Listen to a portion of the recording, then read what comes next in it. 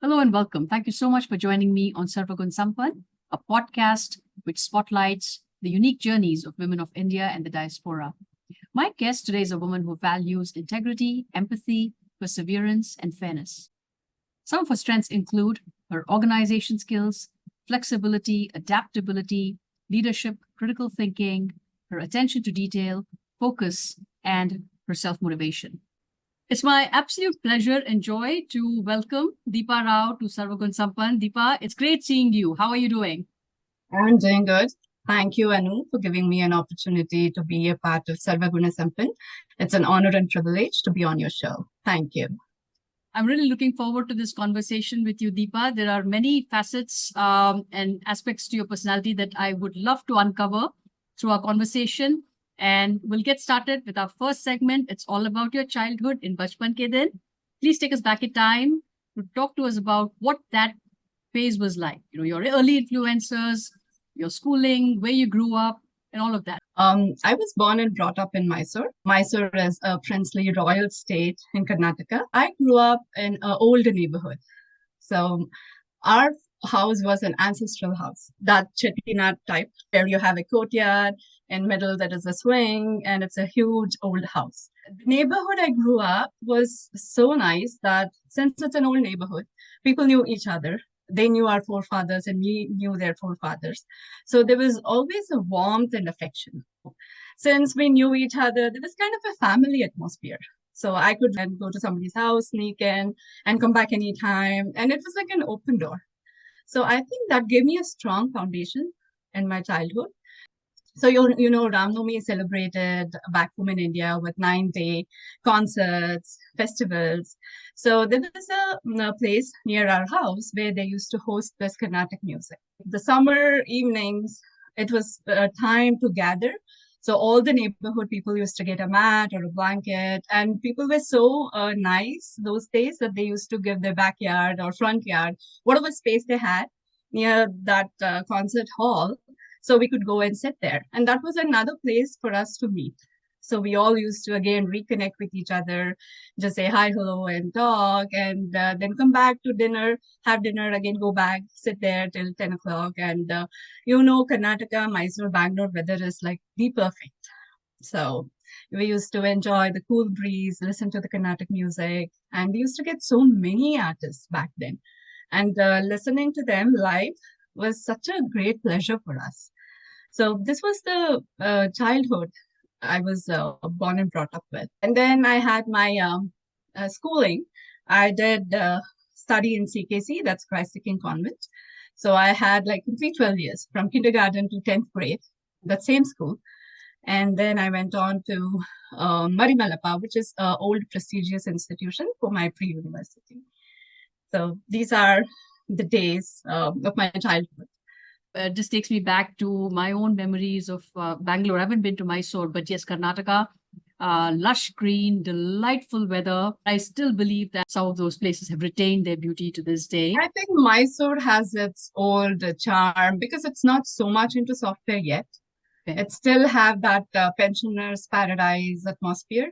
So maybe they might be like expansion and developments, but compared to Bangalore, it's nothing near to it. Wow. It still has its old neighborhood charm. And for you to have those carefree days growing up, that's such a joy. That's such a beautiful gift kids can have. And for you to experience that must have been very special. So that's great. What were your favorite subjects growing up? What were your extracurriculars? Talk to me a little bit about your personality. How were you? Yeah, I was good at school. And also, I was good in sports. So I was in shot put, javelin, and disc throw and throw ball. Especially, I think in middle school and high school, I was into sports, and we were representing a school and inter-state, inter-school competitions. 2-3 hours in a day used to go in my practice sessions, and then come back and catch up with my studies and whatever the classes I missed. I used to catch up with that, and yeah, and also I was learning music. So that was kind of a norm in Karnataka, Tamil Nadu, right? Learning Carnatic music. And I used to learn Veena too, instrumental. And then I used to go to Sanskrit class. So apart from my studies, I used to attend evening Sanskrit classes. My day was like completely busy from 5:30 in the morning. Our music teacher used to come. So his philosophy is you have to learn music in cold. So your voice catches up. And so he used to come at like 5:30 in the morning. Me and my sister used to get up and have our music class, and then catch up with our morning homework and stuff, and go to school and come back, and then go to Veena class, and then go to Sanskrit class. And then my parents were both working, so they used to come back at around 6, 7 o'clock. So and then complete family time. We had TV, but my dad said no cable. So absolutely no cable because they would be exhausted coming home, right? So he hated those serials. So he used to say like no serials, no crying, nothing. So it's just family time. Do your homework and we'll catch up with what has happened and just have dinner together. That was compulsory. So we all have to sit together and eat our dinner. So, and then after dinner, we used to sit out in the patio and have our conversations like what happened in the morning, how was school, and he used to ask everything in the night and then go to sleep. So this was kind of a routine back then. The joys of growing up at a time when technology was not the way it is today, right? Just overtaken our lives, but also never a dull moment, nonetheless. So it was not like you were missing out on anything. We just had some amazing, enriching activities to keep you busy. And so it's beautiful. It's beautiful to hear from you about your childhood, Deepa. Thank you for sharing that.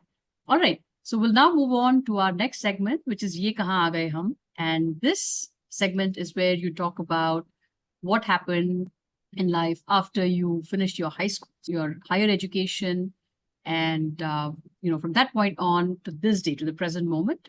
It's a long span, but this is where we talk about how life unfolded for you. Yeah. Before that, I want to say like how my journey started. So my family has many writers, eminent writers. So and predominantly women writers. So I was grown up having a strong influence of very strong women. So my mom was working. So first that was the initial influence, and then I had my family, immediate family and extended family, where all women used to work, and my maternal aunt, one of the aunts was in university encyclopedia department. So she was the editor of encyclopedia, science and encyclopedia. And my other aunt was the only person to do masters in those days. And she was the only lady to do masters. So like all my dad's friends used to ask like why she's doing masters. And she was a gold medalist. So that was the reason my grandparents asked her to continue studying. And then she went up doing PhD, and then she was in UNICEF as an officer. So, and also the neighborhood I grew up, all the aunts were working. So it was kind of a norm for me to have that, oh, I need to do engineering and I need to go abroad to do my studies. And that was inbuilt in me while growing up years. So I thought like, okay, that's the norm. Everybody works. So that was like pre-planned that I need to do this, I need to do that. So as soon as I did my pre-university, I took up PCMB, the physics, chemistry, math, and biology. And then I went to engineering. I did my engineering at SJCE, Mysuru.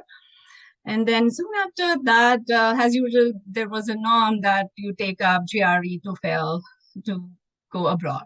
So I started taking up all these exams. And one of the days, like I went to my head of the department to ask him recommendation letters. So at the time, he suggested, why don't you go to my friend who was in Canada? Basically, my professor had returned from Canada. So he was there 35 years, and then he became HOD in our college.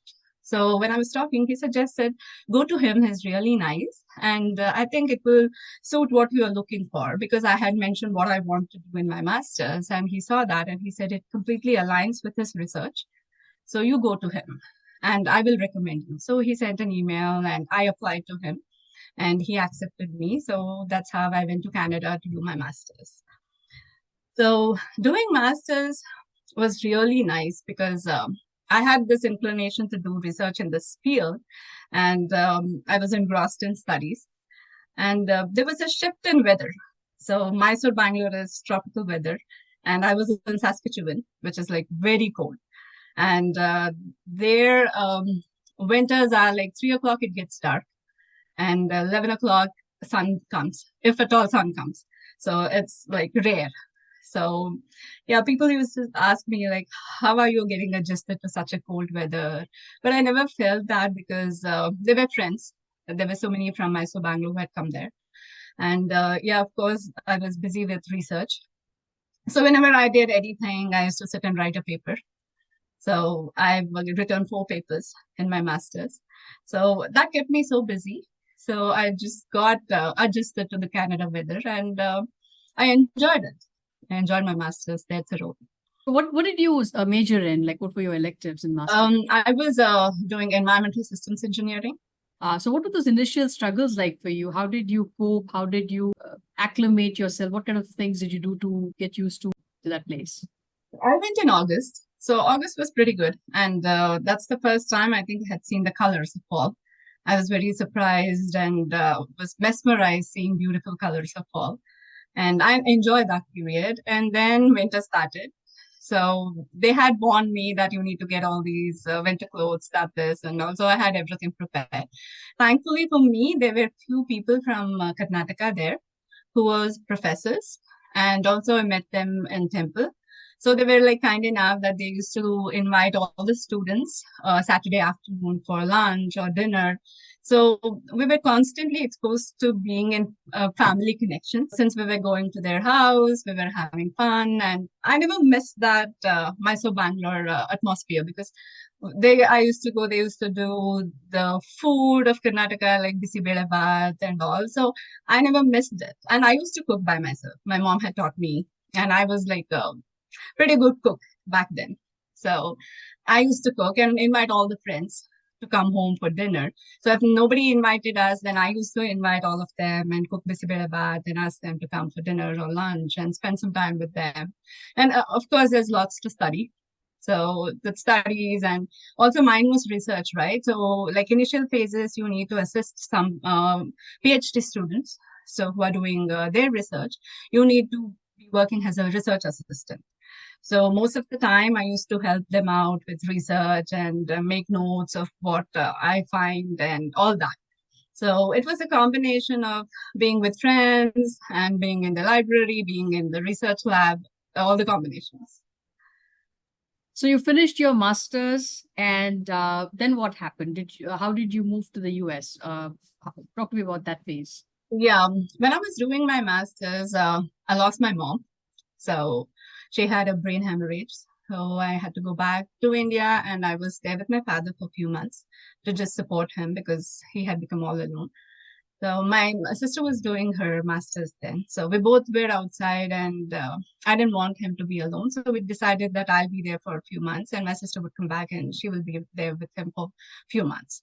So at least that 6 months, he has some support system. So, and then I went there, stayed with him for a few months. I was about to defend my thesis. This happened.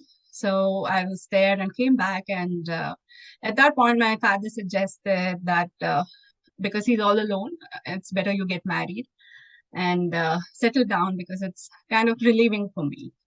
And then I got married when I was doing my master's. But I came to Dallas with my husband and again went back to Canada, defended my thesis, and came back to Dallas to be with him. So for me, like I married my husband in 2005, and he was from the same neighborhood.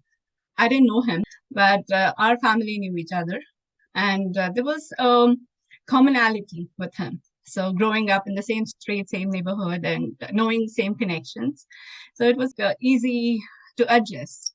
I used to apply for jobs sitting here, and right, environmental field, it's difficult to get into. So I think I tried for 2 months, and I was sitting home and I'm getting bored. So I was telling him I'm getting bored, I'm not getting any jobs, what to do. And he suggested, would you learn JD Edwards? He was a JD Edwards software developer back then. So he suggested I can teach you. So I was like, sure, yeah, I can learn that. So every evening he used to come back home from work and sit with me after dinner for a few hours and teach me JD Edwards. So I think I was learning for 2 months, and then I applied for job. I got it. So that's how my JD Edwards journey started. You were also blessed to have a partner who shared a lot of your background, right? Growing up, similar environment, mindset also. So it was Yes. easy to adjust to a new life after getting married. But really, that point where you lost your mother must have been a very, very difficult time for you to leave everything here, go back, and to support your father in a way that you best could, and then come back and pick up from where you left off. So all of that was definitely unsettling and very tough. But then you managed to move ahead. You managed to move ahead, embrace new cultures, new experiences, and also a new skill set completely, right? From environmental engineering to JDS. Software. Awesome. Software. That helps us segue, Deepa, into our next segment, which is Kaam Ki Baat. And here I'd love to learn more about what is JD Edwards, what kind of software is this, what do you do in your job, what are the skill sets that you bring. If somebody is interested in this field, in this particular skill set, what should they be aware of? What should they be looking at? So talk to me about all the steps that you took to get to this point in your career in a way that helps folks, gives them some career advice and insights as well. Yeah, I started at Roseburg Forest Product, which is in Oregon. So I started as a programmer analyst. So basically, JD Edwards is an Oracle ERP software. I work predominantly on distribution module. So uh, basically, you need to undergo training. Oracle has in their website JD Edwards business analyst training, you have JD Edwards training. I didn't have to go through that because I had a practical experience of seeing my husband doing, and I picked it up. But if someone needs to undergo the training, then there is a website, and there is another thing called JD Tips. So that also gives you training in JD Edwards, and Oracle also gives training certifications. So those are the things that a person needs to do. And I think once you are familiar with the software, and it pretty much like your work will teach you everything. Like, yeah, of course, every time new releases, you'll have new different stuff coming up.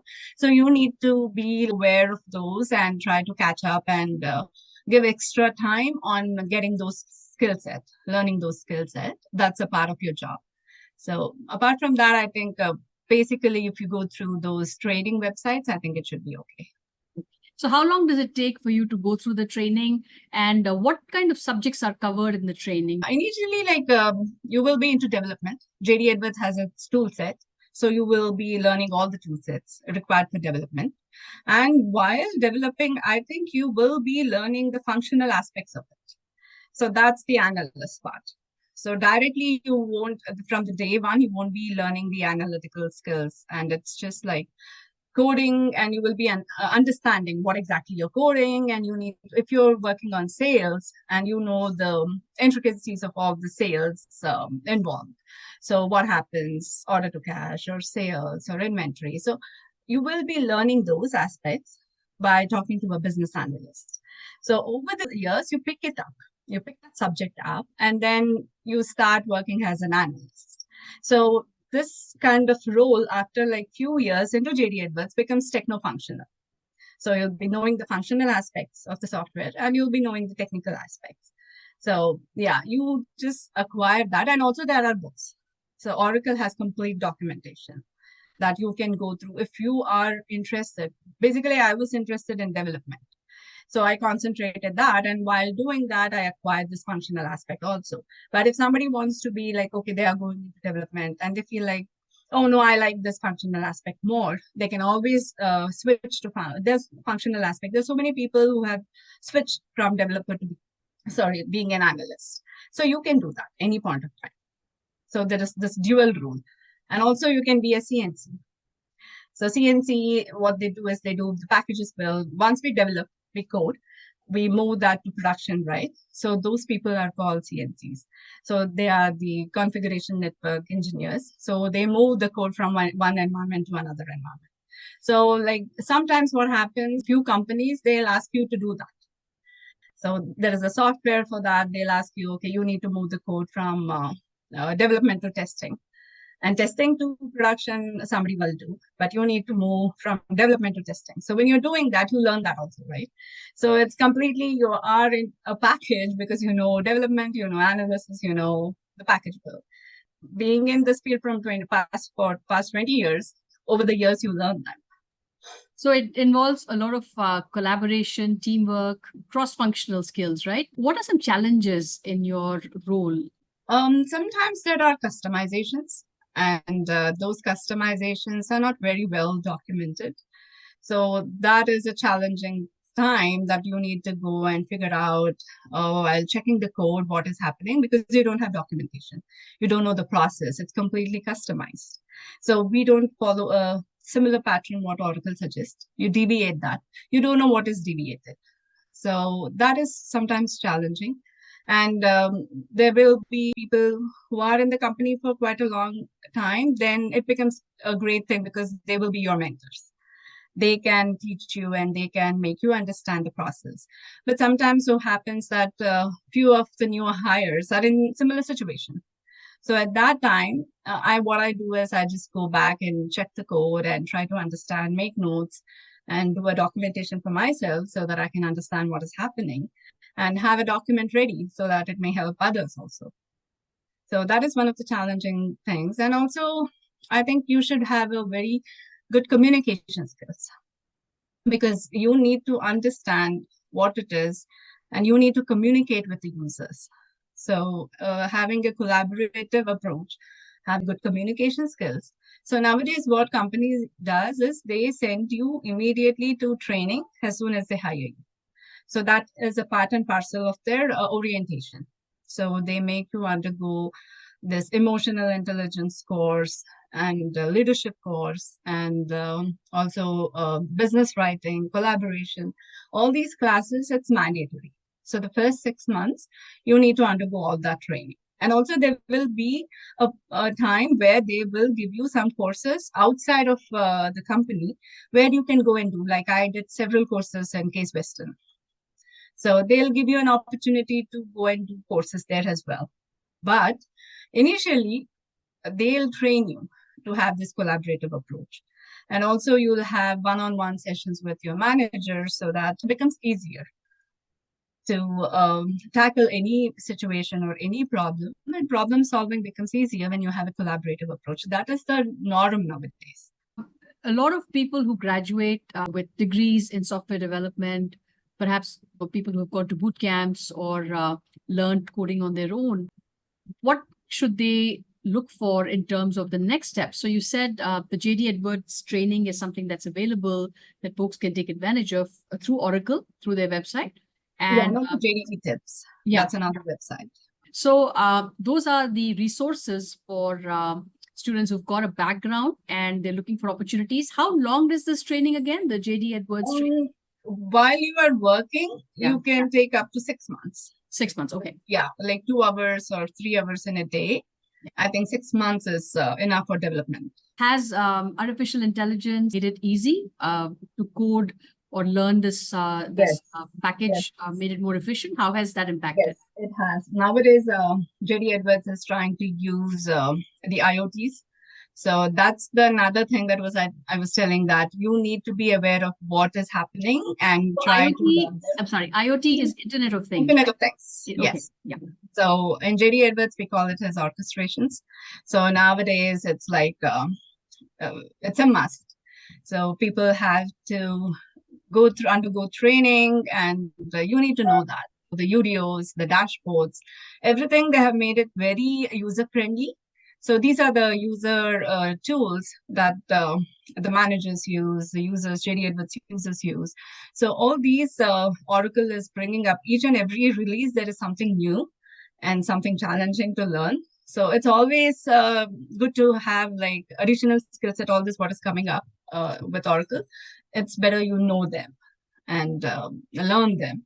So it's a constant learning platform. You need to be learning all the time. So, Yeah, and that's probably the easier solution, the easier fix, right? The more difficult aspects being the teamwork, the soft skills, right? The yeah, communication, the collaboration, which is why, like you said, you have to go through the training. You have to go training. Yes. a mandatory training because that is what's harder to teach compared to technical skills. Yes, because see, Anu, we come from India, right? We are not given any emphasis on these soft skills. So that's the challenging part because we come here, we undergo masters, we undergo all these educational things, but the soft skills nobody teaches you. So when you go to the workforce, it'll be like kind of mandatory to know all that. And also it helps a lot, like having a good communication skill, having a good presentation skills, having a good business writing skills. Because when you write an email, it should reflect what you are portraying. So having good business writing skills, all these are skills that's really very important for us who have come from India and who have done masters here. When they go to workforce, it's nice to have all these skill sets, additional skill set along with the development aspect or the software aspect, what you are working on. Having all these skill set would definitely help. Typically, what are the career pathways for folks in your role? They start with JDE development, being a programmer analyst, and there are several avenues. Like you can be a technical consultant, you can be a software developer, a software engineer, JDE developer. There are so many titles for this. So, and then you can become a techno-functional consultant, a techno-functional analyst, all that. And if you are really bored with development and you want to change, then you can become a JDE project manager and you can become a JDE manager, IT manager, IT director, and climb up the ladder if you are really into management. So you start with development, and if you're interested in management, then after like few years into JD Edwards field, you can definitely become an IT manager. So And that's also true pretty much for other areas also, right? For SAP, yes, it's similar. look up any take up any other software. Yes, The pathway is that it's vertical, but it's also horizontal in the sense that you can yes, lateral into different types of really. tracks within information Yeah. technology. Thank you so much, Deepa, for sharing some really useful information. I hope it helps out folks that are looking at software development and wondering where can they go next. What are some skills they can pick up? This seems to be something that's doable. It's not very intensive in terms of time, where you can get the training in 6 months, and you also have to at the same time keep working on your soft skills, which can definitely help you climb the ladder up in this field. But it makes up a great experience. So thank you so much. So we'll move on now to the next segment in this podcast, which is your X Factor. Here, I'd love to learn about anything that's very special or central to your personality. And what are some of the things or initiatives that you're part of? So this is your X Factor. Yeah. So when I came here, we moved from Texas to Cleveland, and in 2016, 17, I think I joined Kasturi Kannada Sangha as an executive committee member. So I was there with them for 5 years. I was an executive committee member, and last 2 years I've been the president of Kasturi Kannada Sangha. And then during that, I also volunteered with NeoWith, that's Northeast Ohio Women in Tech. So I was a social media board member. I was working on the LinkedIn and Facebook and all their platforms. And now I'm the president of NeoWith. So, and then I also joined Cleveland People as Indian ambassador. I represent Indian communities. I share with Cleveland People all the activities and events happening in the Indian community. And then I joined my HOA. I'm the HOA board member here in my community. And then I joined ABO in 2021. So I'm their board member. And I became the Lotus editor last year for FICA. And this year I joined the FICA Executive Committee. And I'm also on my daughter's key communicators group in her school district.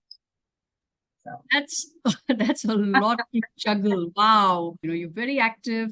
You're very social. You love positions of responsibility, but you also are able to multitask. And that itself is a great skill set to have. So you've got a full-time job and then you've got all these roles. Wow. How do you keep it all going? How do you keep it straight? Prioritize. So morning is dedicated to my family, my work, and I have a routine. I get up in the morning. I have my coffee. I get up at 5:30. I have my coffee, and then I listen to the sacred chants. That's a must in the morning while doing my like my daughter's lunch, breakfast. So I listen to like 1 hour of sacred chants every day, and then I sit to work. So till 5 o'clock I work, and 5 to 6 is dedicated to my gym. I follow Dance with Deepti, workout with Saba, and I also do weight training. I do yoga, and weekends I do dance. So I'm learning dance. So that's my dance period. And in the evening, it's, yeah, every day she'll ask me, my daughter asks me us time. So at least half an hour to 1 hour I have to dedicate to her for us time. That's the time she shares her school stories, she listens to me, and we watch something together. So that's her time. And then, yeah, her dinner and early to bed. Yeah. So that's my daily routine. That's awesome. We'll talk about that more in detail in self-care, where I focus on those habits and, what you do on a daily basis. But what I want to know from you is, out of all these different organizations that you're part of, what are some issues that stand out to you through your experience? What are some issues that you feel that need to be highlighted and there has to be more community involvement? One thing I'm very much interested in doing is women. So I want to work in this area, especially near it, as close to my heart, because I need to change people's lives. So if they want to work, if they are looking for a chef, I want to help them. So with NeoWit, what we have this year is we have categorized into quarters. So the first quarter is completely into career development. So we have a resume training, we have LinkedIn training, we have personal branding training. So if somebody is looking for work and they are struggling, because I was also in the same platform, right? Same place 20 years back. So I got help from my husband and I was able to start working. So if somebody is similar in my situation and wants to have a help, then all these avenues are there. So that is something I would love to work. And I'm trying hard for NeoWit this time to at least have some software courses so they get to know which area they want to go into. So getting exposed to so many avenues, like now you have robotics, you have AI, you have data analytics, you have SAP, you have supply chain. There's so many project management, change management, agile. So we have everything this year, courses or introductions like workshop. So like women can take advantage of it. And if they want to start going back to work, they can do it. So women development and similar, I'm in AO2, right? So it's American Asian Indian Women Organization in Ohio. So that is also very near to my heart to help people who are in need. So that makes me happy. That's wonderful. Yeah, and that there's also a big need for that, right? Because women traditionally were not well represented in the STEM fields, especially in technology, but there were all these jobs to be filled. So, somewhere that demand also started helping the supply. But we're still nowhere near where we should be because you've got certain groups, certain populations which are overrepresented. Like if you look at the Asian American population, we're overrepresented in technology compared to our population. But then you've got the real issue is with bringing more Black African American women, bringing more Hispanic women into tech. And that's across the board in STEM, but definitely in technology, where their population is single digits and, below 5%. So can you talk to me a little bit about any efforts that you're making with community outreach into those underrepresented groups belonging to Black African American or Hispanic populations, Latina populations? NeoVit is open to everybody. So we have a meetup group where I think there is around 600 people of different diversities. So that area, NeoVit is looking into each and every aspect, whether you are um, like working mom or you are in a college or you're a housewife looking for jobs. That's NeoVit caters to everyone. NeoVit might be of Yes. interest to organizations that are catering to women, and especially from these groups. Minority. Yeah. Yes. So if they're interested, then this is a great resource for them to offer to their clients and their populations. I'm sure that there's some synergy that can be created there. So that's great to know. So talk to me a little more about FICA. What does FICA do, and what is Lotus? You said you're an editor. Mhm. Please shed some more light on that. Sure. FICA is a very old organization. It was started in 1964, and Lotus was started by a few students back then in 1967. It's one of the oldest newspapers in Cleveland. So I think it's a privilege to work for Lotus. So basically, what Lotus does is it covers all the Indian community news. So FICA is the main body. So under FICA, we have all these sister organizations like the Marathi Mandal or Tamil Sangha. Everything is kind of a sister organizations to FICA. So my work is, and my editorial team, we get all these news from events happening in all these sisters organizations like Deepavali, Ganesha, all these are happening, right? So we collect news from them. And also I encourage kids to write. So I want to have a kids corner where it's entirely dedicated to kids to showcase their talent. And also we have women's section this time because it's Women's Day. And I want to highlight a few women and their accomplishments. And like that, like if it's a Women's Day, we try to put that in the news. And if it's something like festival, we try to cover that. FICA has four different wings.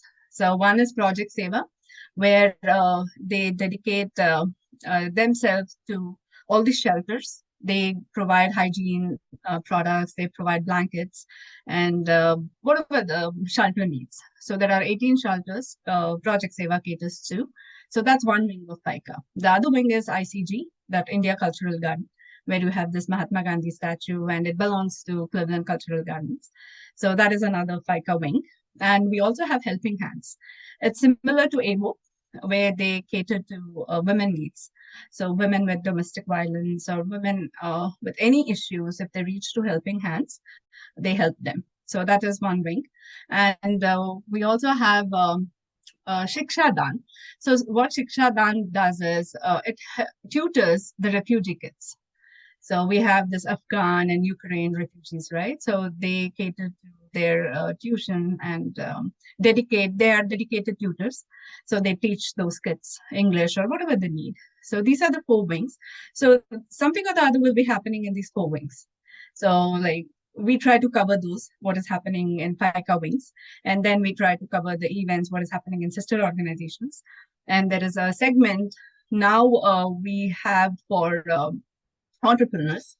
Shravanti is providing them personal branding skills, and Dr. Gopal Nadakarni is providing entrepreneurial skills like tidbits. So each and every quarterly editions would have something to teach them or learning curve. So trying to cover everything that's happening in Cleveland. Yeah, Cleveland is cultural hub, right? Whether it's the Agaraja festival or whether it's something happening in the public square, everything, whatever happens in Cleveland is attached to our roots, attached to our culture. So I've been in Cleveland from past 10 years and it's amazing.